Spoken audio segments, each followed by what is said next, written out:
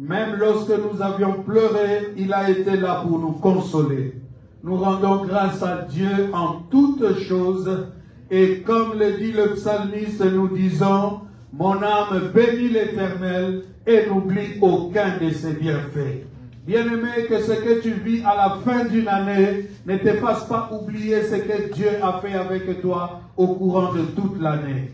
Alors que les hommes sont dans l'euphorie des fêtes, bien-aimé, souviens-toi de la main de l'Éternel qui a été sur toi. Rends-lui grâce en tout instant, bien-aimé. J'étais en train de voir des personnes qui, à la fin de l'année dernière, pleuraient pour avoir des enfants. Mais au jour d'aujourd'hui, à la minute et à la seconde où je parle ici, bien-aimé dans le Seigneur, je vois ces femmes enceintes parce que l'Éternel est passé par leur vie au courant de l'année. Est-ce qu'il y a quelqu'un qui est avec moi?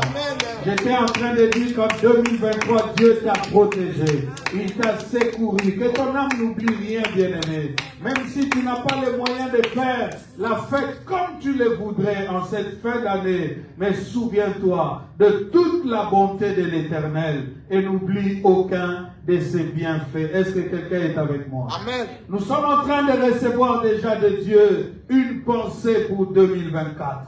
Vous savez, lorsque vient la fin de l'année et lorsque les hommes les hommes de Dieu commencent à proclamer des sujets sur l'année qui vient, il y en a qui pensent, bien-aimés dans le Seigneur, que ça vient d'eux, que ce sont leurs imaginations. Est-ce qu'il y a quelqu'un qui est avec moi? Amen. Il y en a qui pensent que c'est l'homme de Dieu qui a pensé et qui, pour faire bien, pour plaire à ses fidèles, est en train de vouloir donner un thème à l'année. Bien-aimé, connaissant l'homme, je sais qu'il est possible qu'il ait des hommes de Dieu, de ces hommes de Dieu, qui, sans recevoir vraiment de Dieu, déclarent des choses. Alléluia. Le proclame comme si ça venait de Dieu, mais peut-être que ça ne vient pas de Dieu. Mais ce que tu dois savoir, c'est que tout celui qui est en connexion avec Dieu, il reçoit toujours quelque chose venant de Dieu. Amen. Et la parole que nous avons reçue pour 2024, en la lisant, tu vas comprendre ce que le Seigneur est en train de dire à Pierre. Alléluia. Amen. Et tu vas comprendre qu'il est le Dieu qui parle. Nous nous levons pour la lecture de la parole. Nous sommes dans le livre de Matthieu au chapitre 16, bien-aimé. Pour ta compréhension et pour te rappeler cette portion des Écritures, je vais commencer au verset 13, mais normalement, le verset qui m'intéresse le plus sera le verset 17 et 18, bien-aimé. Si ce n'est 18 vraiment, où je vais tirer l'essentiel du message divin pour nous en cette fin d'année et qui nous introduit dans l'année 2024. Je vous signale déjà que nous aurons 4 soirées de prière comme à notre habitude. Est-ce que quelqu'un est avec moi? Amen. Alors que nous serons en train de prier avec l'Église, nous nous retrouverons mardi, mercredi, jeudi et vendredi à 21h en live dans ce que nous allons appeler le 4 soirées des immunités. Dis avec moi, 4 soirées des immunités. 4 soirées des immunités. 4 soirées des immunités. 4 soirées des immunités. Car, bien-aimé dans le Seigneur, l'année 2024, je n'ai pas de suspense à faire, sera pour nous une année des humilités. Et aujourd'hui, je vais introduire quelque chose là-dessus jusqu'à ce que nous arrivions à la veillée du 30. Nous allons donner cette vision pour 2024. J'avais dit, nous sommes dans Matthieu chapitre 16 et nous commençons au verset 13. Nous lisons tous ensemble en élevant la voix. Allons-y. Jésus étant arrivé dans le territoire de Césarée de Philippe, demanda à ses disciples, « Qui dit-on que je suis, moi, le Fils de l'homme » Ils répondirent, « Les uns disent que tu es Jean-Baptiste, les autres Élie, les autres Jérémie ou l'un des prophètes. Et vous, leur dit-il, qui dites-vous que je suis ?» Simon-Pierre répondit, « Tu es le Christ, le Fils du Dieu vivant. » Jésus, reprenant la parole, lui dit, « Tu es heureux, Simon, fils de Jonas, car ce ne sont pas la chair et le sang qui t'ont révélé cela, mais c'est mon Père qui est dans les cieux. Et moi, je te dis que tu es Pierre, et que sur cette pierre, je bâtirai mon église, et que les portes du séjour de mort ne prévaudront point contre elle. Je te donnerai les clés du royaume des cieux. Ce que tu lieras sur la terre sera lié dans les cieux, et ce que tu délieras sur la terre sera délié dans les cieux. Alors il recommanda aux disciples de ne dire à personne qu'il était le Christ. Comme je l'avais dit, bien aimé, le verset 18 va m'intéresser le plus. Nous allons relire cela. Et moi, je te dis que tu es Pierre et que sur cette pierre, je bâtirai mon église et que les portes de ces jours de mort ne prévaudront point contre elle. Alléluia. Amen. Pouvez vous asseoir, bien-aimés. Il faut être vivant à l'église, bien-aimés. À l'église, nous recevons la parole de vie. Est-ce qu'il y a quelqu'un qui est avec moi? Amen. Vous pouvez aller partout, vous pouvez avoir des salaires, vous pouvez être en Europe, vous pouvez vous en réjouir, vous pouvez frapper la poitrine en disant j'ai telle position, mais il n'y a rien que toute cette position te donnera en dehors, bien-aimé, de ce que peut te donner la parole de Dieu. La parole de Dieu est cette parole créatrice. Alléluia. Amen. La Bible dit au commencement la terre était informe et vide.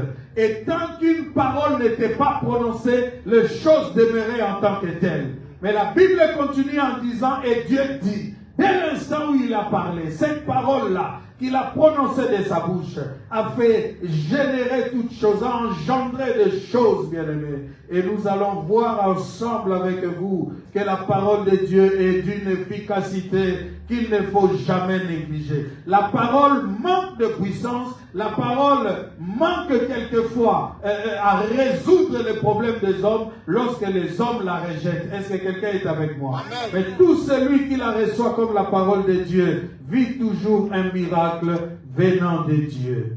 Lorsque nous disons, bien-aimés, pour ce dimanche, Église, source des humilités, c'est là mon sous-thème sur le grand thème 2024, année des humilités.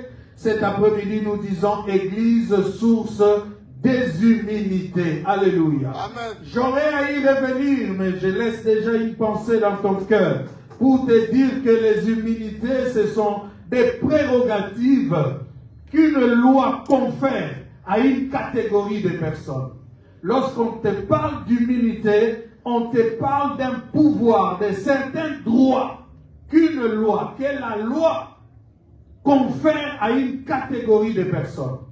Ce n'est pas donné à tout le monde, mais à un groupe sélectionné, choisi, on donne un certain nombre de pouvoirs, des prérogatives, et c'est cela qu'on appelle des humilités, bien-aimés. Et dans une autre définition, les humilités peuvent être, bien-aimés, la capacité qu'a un organisme de lutter ou de repousser une cause de maladie.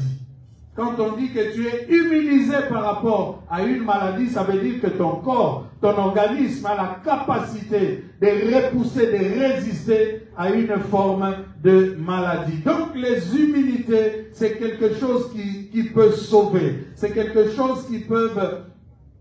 Ce sont des choses qui peuvent te faire quelqu'un de distingué, quelqu'un de mis à part, quelqu'un qui ne vivra pas forcément ce que tout le monde peut vivre, bien-aimé, dans le Seigneur. Je reviendrai avec force de détail sur les humilités lorsque nous serons à la veillée. Mais pour cet après-midi, j'aimerais plus rester dans l'esprit de l'Église source des humilités, bien-aimés. Est-ce que quelqu'un qui m'a compris? Amen. Est-ce que quelqu'un comprend qu'avec les humilités que le Seigneur va nous conférer, il y a normalement des choses qui ne doivent plus arriver à un enfant de Dieu.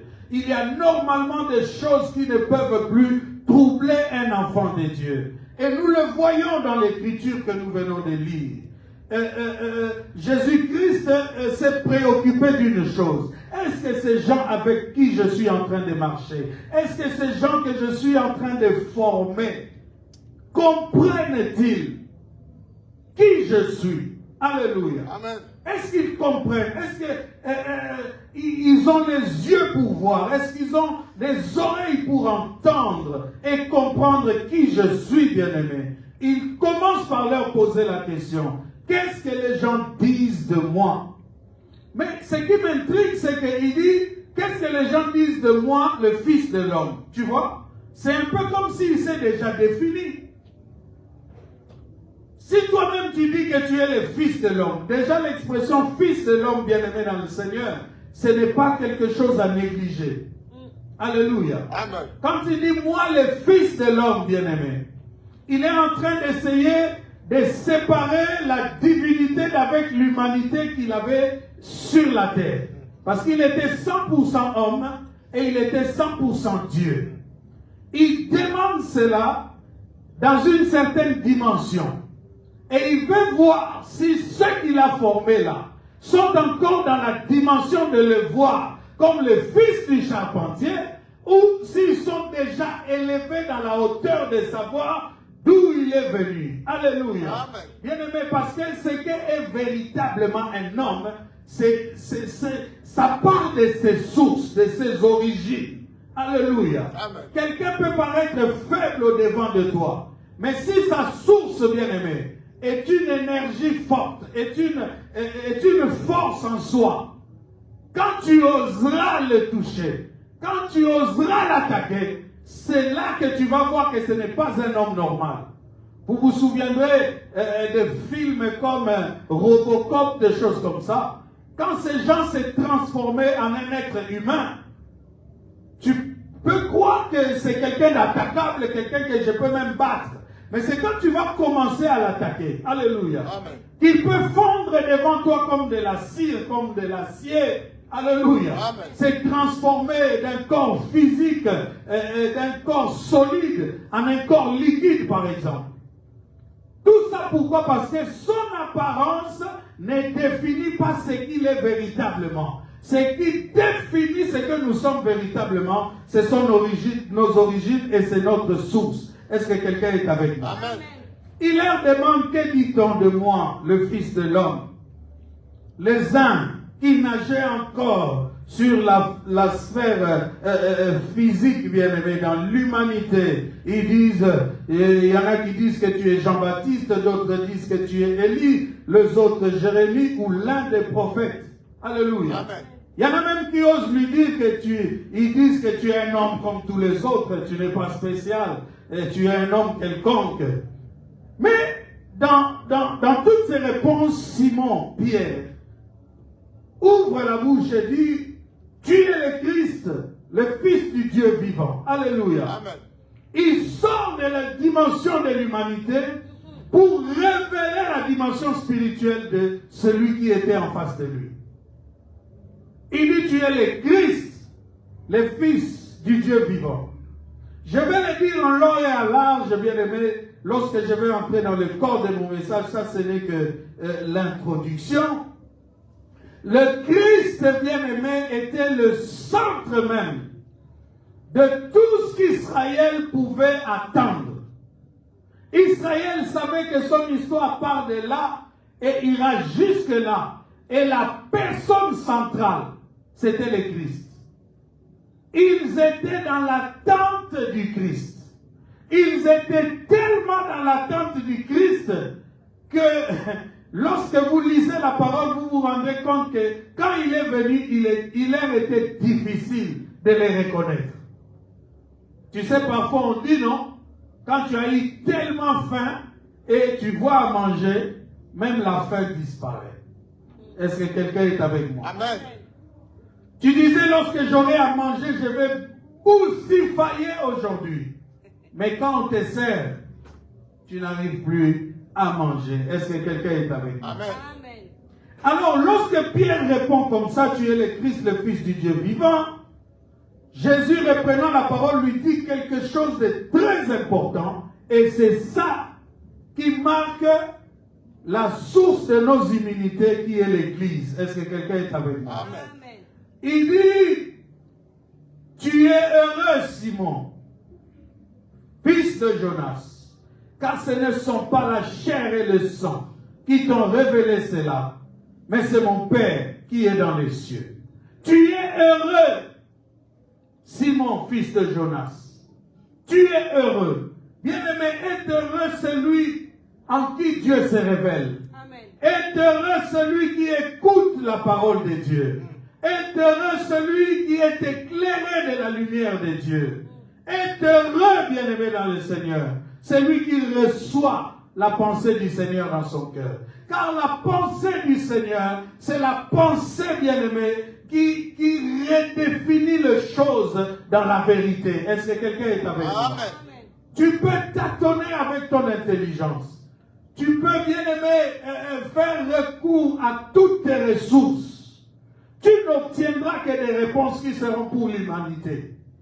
Si tu veux des vraies réponses spirituelles, alléluia, Amen. tu devras recevoir cela de Dieu. Est-ce que quelqu'un est avec moi? Amen. J'ai dit, si tu veux des vraies réponses spirituelles, tu devras recevoir cela de Dieu. C'est comme ça que tu as vu des gens qu'on a nommés des savants, des intellectuels tout faits, des gens qui ont inventé un tas de choses, bien-aimés, mais ils n'ont jamais reçu des réponses sur des choses qui sont d'une haute portée spirituelle.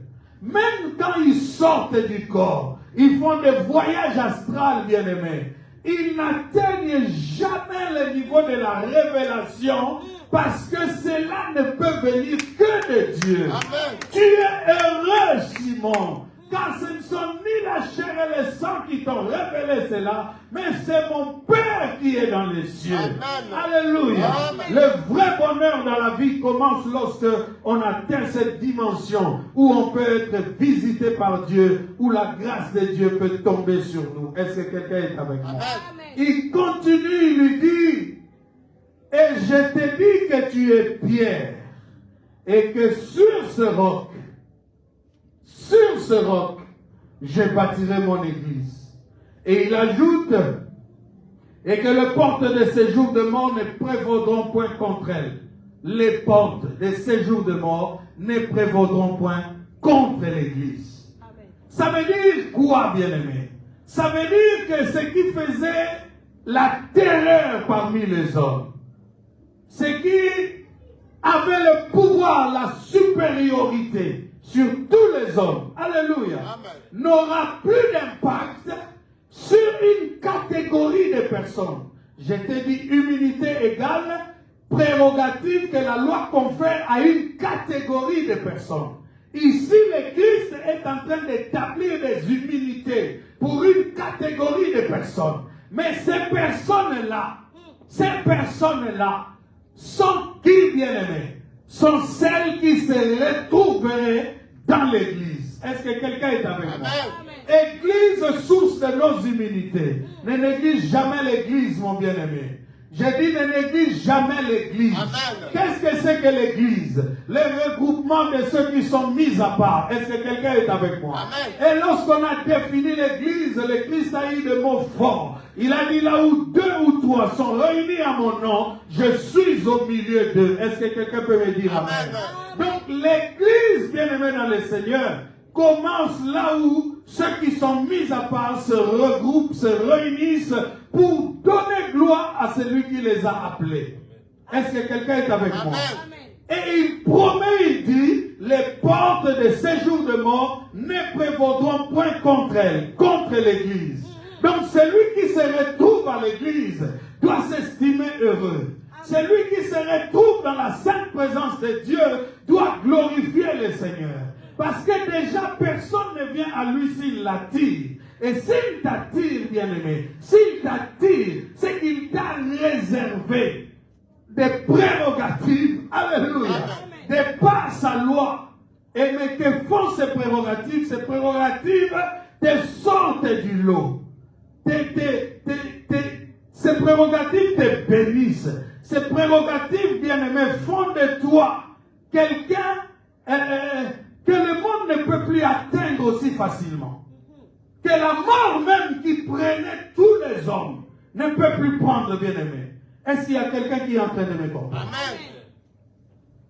Ce que tu dois comprendre, c'est que pour Dieu aujourd'hui, le plus important pour Dieu aujourd'hui, c'est l'Église. Je te dis la vérité, bien-aimé. Ce n'est pas un peuple quelque part. Fût-il le peuple qu'il a choisi, bien-aimé, pour mettre en place son projet dont je vais parler et sur lequel je vais revenir, qui est le projet et le plan du salut, comme on l'appelle. Alléluia. Alléluia. Amen. Bien-aimé, en 2024, c'est pourquoi, quelquefois, je me demande si vraiment le peuple pourrait me suivre là où mon esprit est en train de nager. Si tu n'ouvres pas ton esprit pour désirer la profondeur de Dieu, je me demande si tu peux comprendre la dimension de la parole qu'il est prêt à nous donner pour cette année nouvelle. Amen. Je disais, aie seulement soif, désire seulement, dis à Dieu de t'ouvrir l'esprit et de t'amener dans cette profondeur. Alléluia. Amen. Le plus important aujourd'hui pour notre Dieu, c'est l'Église. Note cela, bien-aimé, ne l'oublie jamais. Alléluia. Amen. L'Église, quand on te parle de l'Église que je viens de définir comme le regroupement de ceux qui sont mis à part, tu dois comprendre que c'est l'aboutissement même du plan du salut.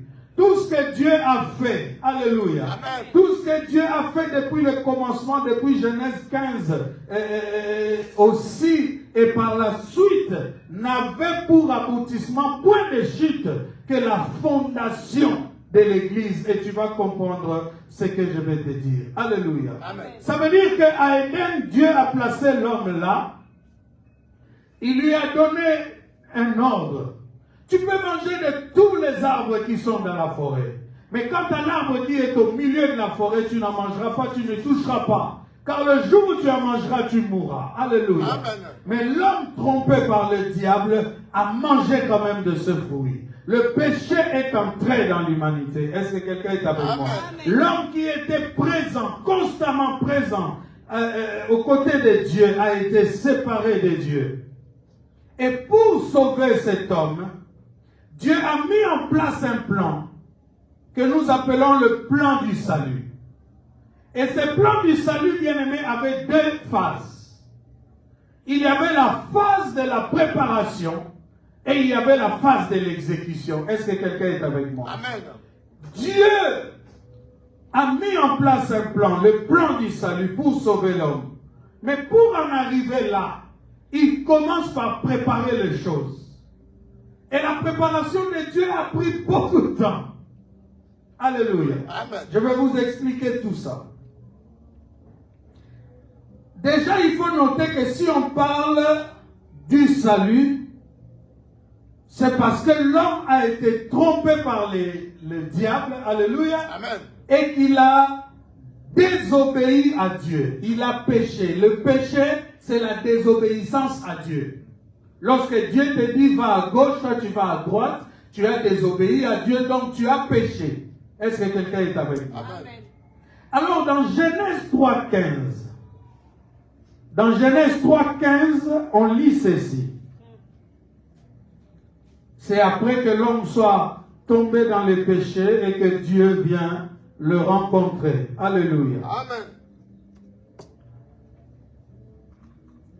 On y lit ceci, Genèse 3.15. Je mettrai une inimitié entre toi et la femme, entre ta postérité et sa postérité. Celle-ci t'écrasera la tête et tu lui blesseras le talon. Est-ce que quelqu'un a lu avec moi? Amen. Je mettrai inimitié entre toi et la femme, entre ta postérité et sa postérité. Celle-ci t'écrasera la tête et tu lui blesseras le talon. Alléluia. Amen. Dieu promet à celui qui est le désormais ennemi de Dieu et directement l'ennemi de l'homme aussi, il lui promet que la postérité de la femme va lui écraser la tête. Est-ce que quelqu'un est avec moi? Amen. Mais encore quelque chose qui m'intrigue. Il est Dieu, il a établi, il a créé toutes choses. Lorsqu'il arrive et qu'il constate que l'homme a désobéi et que même le diable est l'auteur de cette désobéissance. Alléluia. Amen. Mais Dieu est Dieu. Il est le Tout-Puissant, n'est-ce pas? Est-ce que quelqu'un croit que Dieu est le Tout-Puissant? Amen. Il est donc capable de l'effacer directement, de l'écraser directement, lui-même. Et instantanément, bien-aimé. Maintenant, ce que Dieu va faire, c'est que il met en place tout un schéma qui doit nous conduire, bien-aimé, jusqu'à l'exécution de la parole de Genèse 3.15. Est-ce que quelqu'un est avec moi? Amen. Il met en place tout un schéma, bien-aimé, dans le Seigneur. Notez que, à partir de Genèse 3.15, tout ce que Dieu va faire par la suite n'est qu'une préparation pour venir exécuter le projet. Quel est le projet? La postérité de la femme t'écrasera la tête.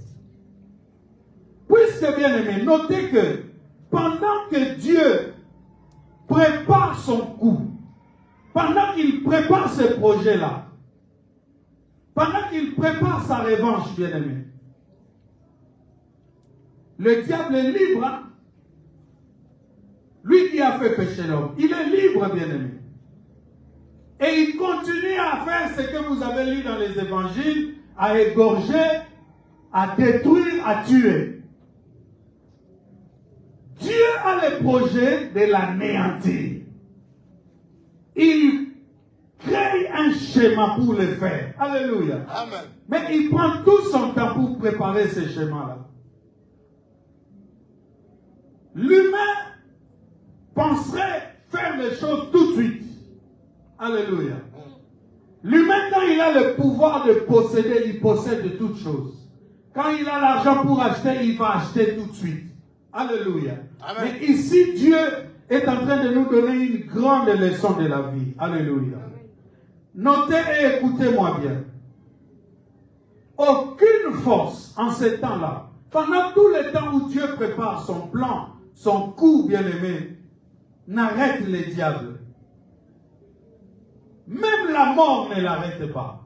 La mort dont il avait parlé en disant à l'homme, si vous mangez de ce fruit, vous mourrez. Alléluia. Amen. Même la mort n'arrête pas l'ennemi bien-aimé. Ici, nous devons comprendre que notre Dieu est un Dieu de principes. Il poursuit sans désemparer son objectif jusqu'à la fin. Quand Dieu a commencé quelque chose, je comprends pourquoi il s'appelle Alpha et Oméga. Alléluia. Amen. Le Dieu du commencement et le Dieu de la fin. Lorsqu'il a commencé quelque chose, il ne s'agit pas de tout ce qui peut se passer entre-temps. Il poursuit un objectif. Il sait qu'à la fin, le point de chute, c'est que cet individu sera écrasé. Amen. Mais il prépare les choses, bien aimés. Et cela est très important de le comprendre. Je disais, comprenez que Dieu est un Dieu de principe. Il poursuit sans désemparer son objectif jusqu'à la fin. Bien aimé, écoute-moi très bien.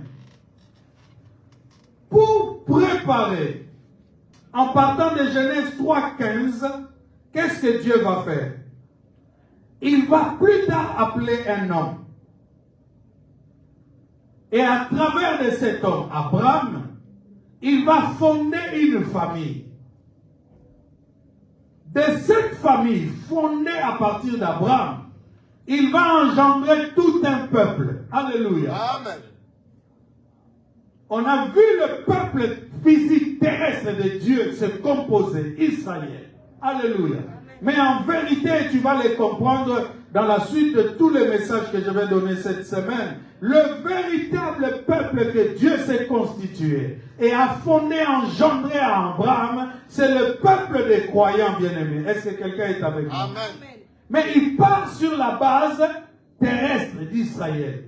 Il choisit Abraham, il fait d'Abraham une famille bien-aimée, et d'Abraham et de cette famille, il crée tout un peuple bien-aimé, et ce peuple-là, c'est un peuple mystique pour Dieu. Est-ce que quelqu'un est avec moi? Amen. Avec ce peuple-là, bien-aimé, il va créer une nation. Parce que ce peuple n'avait pas de terre. Alléluia. On ne peut pas appeler peuple et nation un groupe de gens qui sont sans territoire. Pour que Dieu, pour que même en droit, on reconnaisse que vous êtes un État, vous devez avoir un territoire. Il a donc formé ce peuple, et de ce peuple, il a acquis une nation. Et de cette nation, il a même fait sortir toute une race. C'est comme ça que vous entendrez l'apôtre dire, nous sommes une race, alléluia, une race des élus. Bien-aimés, des milliers d'années se sont succédés. Dieu était toujours dans la préparation de son assaut final. Je vous ai dit qu'il poursuit, sans désemparer son objectif jusqu'à la fin. Des milliers d'années se sont succédés. Dieu prépare toujours son coup. Quel est le coup? La postérité de la femme t'écrasera la tête. C'est ça le point de chute. C'est ça la finalité. C'est ça la conclusion de toute chose. Mais il passe par un schéma. Il le prépare, bien-aimé. Et tu vas voir que l'aboutissement, c'est autour de l'Église. Alléluia. Amen. Je te dis, pendant qu'il prépare tout ça, le diable est libre.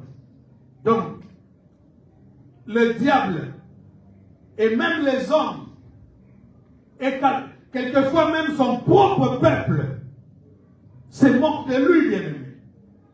Est-ce que quelqu'un est avec moi? Amen. Vous lisez dans les Écritures, combien de fois les hommes n'ont-ils pas tenté de se moquer de Dieu? Alléluia. Amen. Pharaon a dit à Moïse, si votre Dieu est Dieu, qu'il vienne ici vous chercher, moi je ne vous laisserai pas partir. N'était-ce pas une forme de moquerie contre Dieu? Mais pendant ce temps, Dieu était toujours en train d'apprêter son plan divin. Est-ce que quelqu'un est avec moi? Amen. Même son peuple le rejette par moments. Vous avez vu qu'avec Moïse, le peuple se réunit pour dire à Aaron, lorsque Moïse traînait sur la montagne, pour lui dire, fais-nous un veau d'or. Alléluia. Amen. Que nous allons adorer comme Dieu. Parce que ton Dieu à toi là, le Dieu de Moïse là, et nous ne croyons même plus qu'il existe, qu'il est avec nous. Le même Dieu qui les a fait sortir du pays d'Égypte. Alléluia. Amen. Le peuple dit qu'il ne croit pas qu'il existe vraiment. Alors faisons un veau d'or et adorons-le comme Dieu. Pendant tout ce temps, bien-aimé, Dieu est calme. Parce que Dieu connaît l'importance de la préparation. Pendant que le monde s'agite, on se moque de lui. On ne croit même plus qu'il est Dieu, qu'il existe, qu'il a la force de sauver qui que ce soit. Lui, il est calme. Alléluia. Amen. Parce qu'il sait que le salut ne peut venir que de lui. Parce qu'il connaît l'importance de la préparation. Note bien cette phrase. Dieu nous montre par cet exemple et nous enseigne que tout ce qui ne se prépare pas bien ne s'exécutera jamais bien. Est-ce que vous aimez la parole de Dieu? Amen. On ne peut pas dire une telle phrase sans que tu réagisses. Tout ce qui ne se prépare pas bien ne s'exécutera jamais bien. Amen. D'où l'importance de la préparation. Nous sommes en train d'aller victoire vers une nouvelle année. Tout ce que tu veux faire de bien, mon fils, prépare-le. Ne le prépare pas seulement en pensant à cela. Par moment, il faut écrire. Coucher des choses sur un papier. Calculer les frais que ça va te demander. Voir avec les ressources que tu as, les revenus que tu as. Qu'est-ce que tu peux faire et qu'est-ce que tu ne peux pas faire. Quand tu as planifié ainsi les choses, quand tu les as préparées, il n'y aura jamais de mauvaises surprises. Parce que quand tu auras préparé et qu'il y aura manque, tu vas demander à Dieu la force. Amen. Tu vas demander à Dieu la partie qui te manque, bien-aimé. Et à la fin, tu auras tout le moyen pour exécuter ton projet. C'est ce que Dieu a fait. Il était calme, bien-aimé. Il était calme parce qu'il savait où il était en train d'aller, bien-aimé. Alléluia. Amen. Et vous allez remarquer qu'au temps marqué, au temps marqué, après des années et des années, des générations se sont succédées. Des rois sont montés dans les trônes, sur les trônes, ont été détrônés. D'autres sont venus. Alléluia. Amen. Mais celui qui était en préparation, il était toujours en pole position. Amen. Les hommes sont passés. Les moqueurs se sont évanouis et passés. Mais lui, il était toujours là. Est-ce que Léa est avec moi? Amen. Au temps marqué, bien-aimé, Dieu envoya son Fils. Son Fils Jésus, qui est l'incarnation de la postérité de la femme. Amen. J'ai dit, au temps marqué, Dieu envoya son Fils, qui est l'incarnation de la postérité de la femme. Amen. Et ce Fils Jésus, vous allez vous rendre compte qu'à son tour, pour parachever le plan du salut, il va lui aussi mettre en place un groupe de gens qu'il va préparer pendant près de 3 ans et demi. Alléluia. Des gens qu'on appelle les disciples. Toujours la préparation, bien aimé. C'est la méthode de Dieu. Nous voulons bien faire les choses l'année prochaine. Nous devons les préparer. Nous devons nous asseoir pour nous dire qu'est-ce qu'il faut faire. Ne continue pas à marcher vaille que vaille. La foi n'est pas toujours dans l'abstrait. Alléluia. Amen. La foi peut composer aussi avec l'intelligence, la clairvoyance. Alléluia. Amen. Jésus a pris 3 ans et demi pour préparer ses disciples bien-aimés. Et c'est vers la fin de sa mission que tu vas l'entendre commencer à poser des questions comme nous avons lu dans Matthieu 16. Qui dit-on que je suis? Ça fait un moment que je suis avec vous. Que pensez-vous de moi? Lorsque la préparation veut passer à l'étape de l'exécution, c'est lui qui a préparé les choses. Alléluia. Amen. Veut être rassuré que ces gens sont prêts. Et c'est comme ça qu'avant de changer de niveau de classe, il y a d'abord un examen. Est-ce que quelqu'un est avec vous? Amen. Tu es allé à l'auto-école, tu apprenais des choses. Alléluia. Mais avant qu'on te donne le permis, on va t'interroger pour voir si tu as assimilé la matière. Est-ce que quelqu'un est avec moi? Amen. Amen. C'est vers la fin de la préparation qu'il dira à Pierre, tu es Pierre, et sur ce roc, je bâtirai mon église. Et les portes de ces jours de mort ne prévaudront point contre elle. Amen. Bien-aimé, je suis en train de chuter. Ce que tu dois retenir, c'est que de toute la préparation que Dieu a faite, depuis Genèse 3:15, l'entité qui vient en finir avec l'ennemi, le diable, c'est l'Église. Bien. Ce n'est pas un homme, c'est l'Église. Si c'est un homme, c'est Jésus. Parce qu'il est lui-même, l'Église est son corps. Est-ce que quelqu'un est avec moi? Amen. Amen. L'Église, comme je le disais en introduction, c'est ce qui importe le plus pour Dieu aujourd'hui.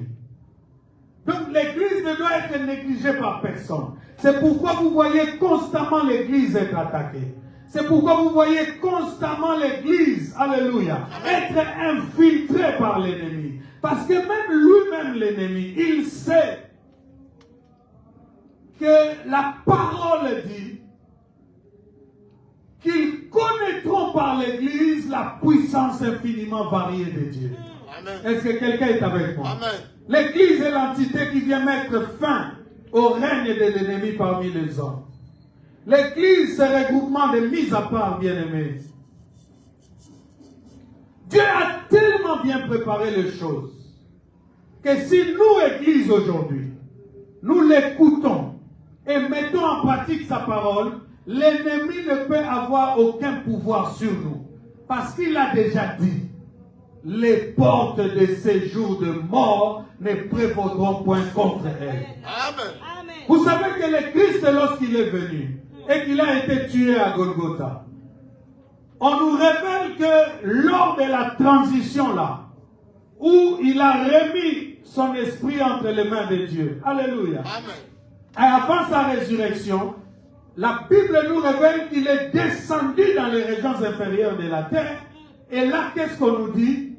Pour délivrer tous ceux qui, par crainte de la mort, étaient retenus captifs. Le diable, bien-aimé, avait le pouvoir de lier qui il voulait, à cause de la présence du péché dans l'homme. Donc, lorsque Christ dit que les portes de séjour de mort ne prévaudront point contre elles, ça veut dire que Dieu a tellement bien préparé les choses que ceux qui se retrouveraient dans l'église ne peuvent subir en aucun cas le sort de ceux qui, bien aimés dans le Seigneur, ont vécu avant la fondation de l'église. Je suis en train d'essayer de dire à quelqu'un qu'avant la fondation de l'église, le diable pouvait se pavaner. Le diable pouvait, alléluia, avec la force que Dieu lui laissait encore, lier des vies, décider de décimer des quartiers entiers, des villes entières, des pays, alléluia, au travers de toutes ces stratégies de guerre et d'élimination, d'assassinat, alléluia. Toute balle qui était tirée vers quelqu'un comme ça l'atteignait. Mais bien aimé, ce que nous devons savoir, et là où l'Église doit se réveiller, c'est de savoir que depuis la fondation de l'Église, depuis qu'il a donné ce pouvoir à l'Église, bien aimé, on peut lever une arme contre toi. Et cette balle ne t'atteindra pas. Parce que tu vis et tu es sous les humilités de Dieu. Est-ce que quelqu'un peut se réveiller en 2024 pour essayer encore de demander cette dimension de Dieu?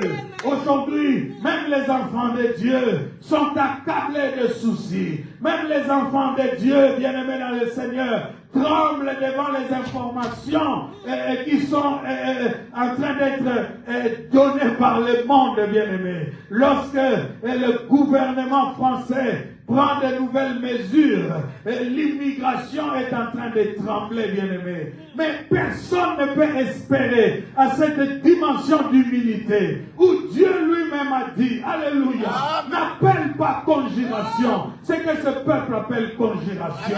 Alléluia. Ce qui atteint tout le monde ne t'atteindra pas forcément. Parce que toi, tu fais partie d'un corps. Tu fais partie d'une église qui est l'église du Seigneur. Et il a dit, tu es ce roc sur lequel je bâtirai, non pas l'église des anges, non pas l'église des hommes, mais je bâtirai mon église. Mon église.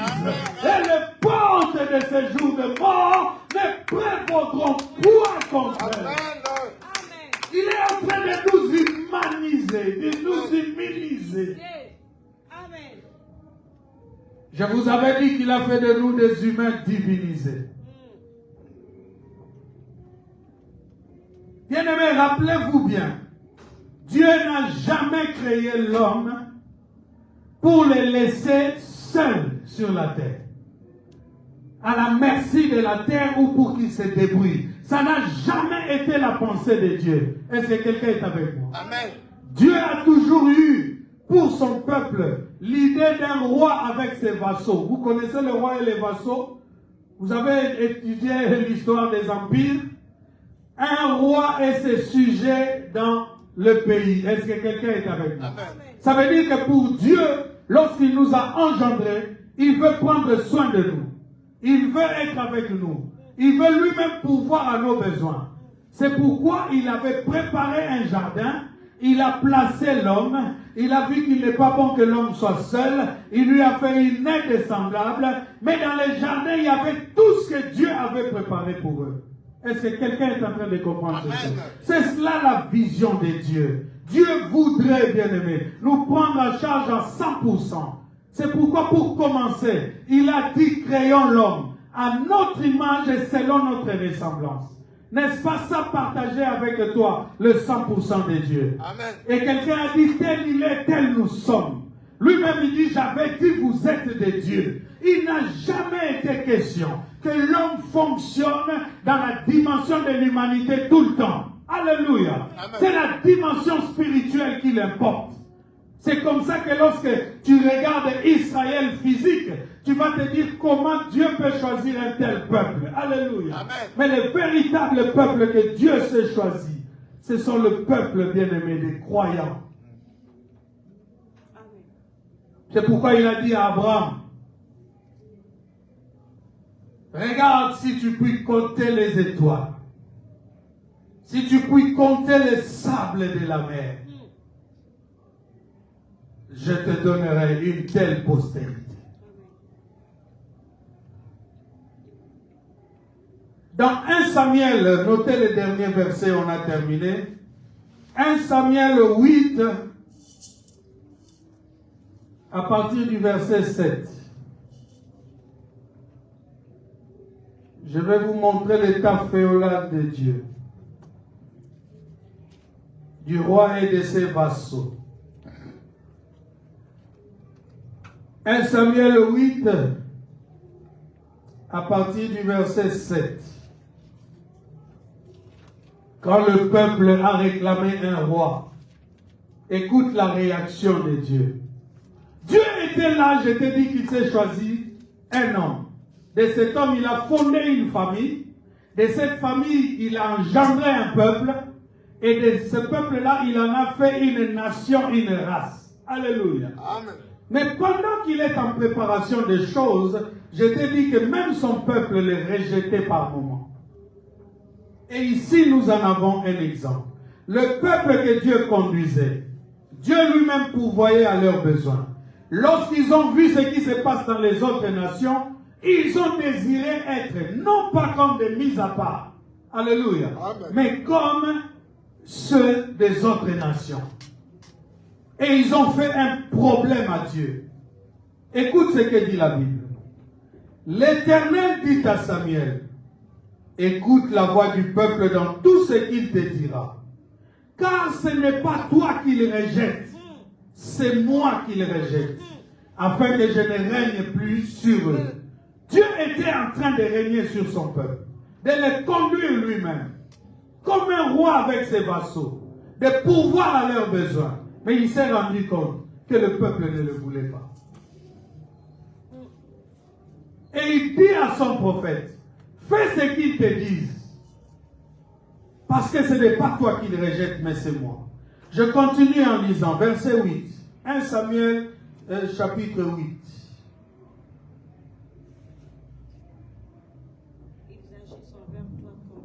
Ils agissent à ton égard comme ils ont toujours agi, depuis que je les ai fait monter d'Égypte jusqu'à ce jour. Ils m'ont abandonné pour servir d'autres dieux.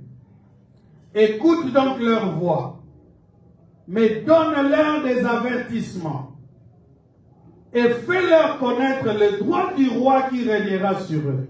Alléluia. Amen. Samuel rapporta toutes les paroles de l'Éternel au peuple qui lui demandait un roi. Il dit, voici quel sera le droit du roi qui régnera sur vous. Il prendra vos fils et il les mettra sur ses chars et parmi ses cavaliers, afin qu'ils courent devant son char. Là où on donnait que gloire à Dieu, sachez que maintenant vous allez donner gloire à un homme. Est-ce que quelqu'un est en train de comprendre la pensée de Dieu? Amen. Or, dans sa loi, il disait, tu aimeras le Seigneur ton Dieu de tout ton cœur, de toute ton âme et de toute ta force. Tu l'aimeras et tu l'adoreras lui seul. Amen. Mais ici, le peuple, ce qu'il demande, l'amène à croire qu'il va partager sa gloire avec un homme. Est-ce que quelqu'un est avec moi? Amen. Il dit, il s'en fera des chefs de 1000 et des chefs de 50.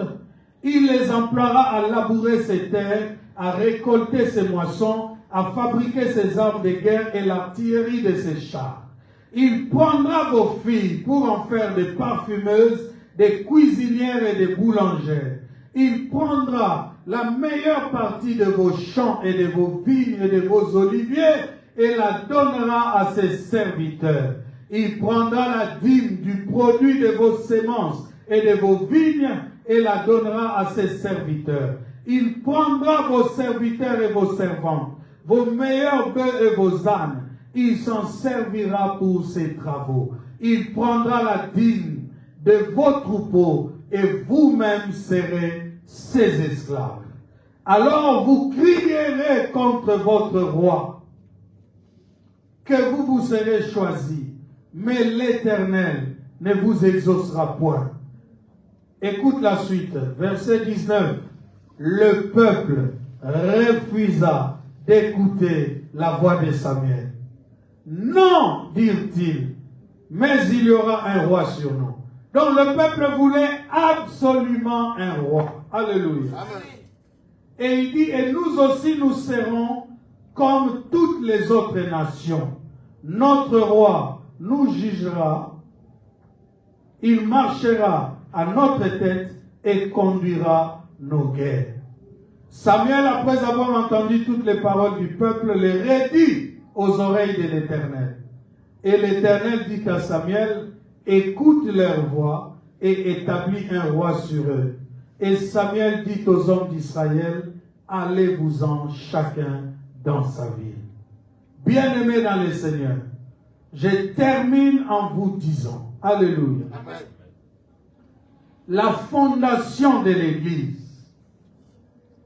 marque aussi le retour à la juridiction de Dieu. Et c'est là au travers de l'œuvre de la croix, de la résurrection et de la venue du Saint-Esprit. C'est-à-dire quoi? Avec l'œuvre de la croix, le péché est effacé. Est-ce que quelqu'un est avec moi? Amen. Avec la résurrection de Christ, nous sommes en même temps reconnectés à Dieu. Et la preuve, il nous a envoyé le Saint-Esprit. Donc aujourd'hui dans l'Église, nous sommes dans la même position que nous étions au départ. Est-ce que quelqu'un est avec nous? Amen. L'Église est dans la même position que les enfants avaient auprès du Père avant qu'il ne pêche. C'est lui qui vient à l'Église, c'est-à-dire qui accepte le Seigneur comme son seul Seigneur et Sauveur. Alléluia. Amen. Il est réconcilié avec Dieu. Il est reconsidéré comme celui-là même que Dieu avait placé dans les jardins, dans cette intimité-là. Mais il a quelque chose de plus que même l'ancien Adam n'avait pas. C'est pourquoi on l'a appelé le nouvel Adam. Est-ce que tu es en train de comprendre la justice de Dieu? Le peuple est maintenant prêt. Parce qu'il a reçu des humilités. Ce qui trouble le monde ne peut pas nous troubler normalement. Mais quelquefois, nous ignorons nos humilités et nous ne les faisons pas jouer. Dieu veut qu'en 2024, tu fasses jouer tes humilités. Tu regardes les projets des hommes qui consistent à vouloir te détruire. Alléluia. Amen. Et tu déclares qu'au nom de Jésus, qui est mort à la croix pour toi, qui est ressuscité le troisième jour, qui vit en toi au travers du Saint-Esprit, aucune flèche tirée depuis le monde des ténèbres ne peut t'atteindre. Amen. Au nom de Jésus. Un ambassadeur qui a des humilités, même s'il cogne quelqu'un en voiture, on ne l'arrête pas pour l'amener au poste d'abord. On peut même le laisser partir et on le convoquera. Parce qu'il y a des choses, il y a des prérogatives, il y a une position, alléluia, qu'on ne peut pas atteindre avec lui, bien-aimé. Le peuple est prêt. Nous avons reçu de Dieu des humilités pour marcher sur toute la puissance de l'ennemi. Et il nous a promis que rien ne pourra nous nuire à cause de ces humilités. Là où l'ennemi était capable de troubler les gens, de tuer facilement, il ne peut plus, bien-aimé. Et c'est par l'Église qu'il connaîtra la sagesse infiniment variée de Dieu. Le point de chute de tout ce que Dieu a préparé, c'était donc l'Église. L'Église doit retrouver sa puissance. L'Église doit retrouver sa position. L'Église, ceux qui viennent à l'Église, doivent savoir ce qui est l'Église. Qu'est-ce que nous recevons à l'Église? Alléluia. Amen. Et qu'est-ce que nous ferons avec la puissance que Dieu nous donne? Nous clouons l'ennemi, bien-aimé. Le Fils de l'homme a paru pour détruire les œuvres du diable. C'est au travers de qui que cela se passe. Je vais vous montrer dans la semaine comment nous annulons le plan de l'ennemi. Alléluia. Amen. Nous décidons des choses. Il a dit à Pierre, je te donnerai les clés du royaume. Ce que tu lieras sur la terre sera lié dans les cieux. Ce que tu délieras sur la terre sera délié. Amen. Alléluia. Est-ce qu'on est en train de comprendre? Amen. Nous sommes des privilégiés. Nous sommes des gens mis à part. Amen. Tu n'es pas n'importe qui, bien-aimé. Alléluia. Amen. Tu peux décider des choses et changer même le courant de l'histoire. Lorsque tu vas comprendre la puissance qui est en toi et la gloire qu'il a donnée à son Église. Que le Seigneur vous bénisse. Que sa gloire soit sur nous. Que sa gloire vienne sur chacun de nous. Que la compréhension des choses de Dieu soit encore plus beau, bien-aimé. Quand on écoute de telles choses, on sent que la sorcellerie ne peut plus rien contre moi. On sent que l'ennemi ne peut plus rien contre moi. On se réjouit d'une joie ineffable. On commence à célébrer le roi de gloire. Oh, les dominations, les autorités, les esprits méchants dans les lieux célestes sont en train de trembler. Lorsque le peuple comprend, lorsque le peuple reçoit, commence à prier. Au nom de Jésus, déclare, je suis humilié.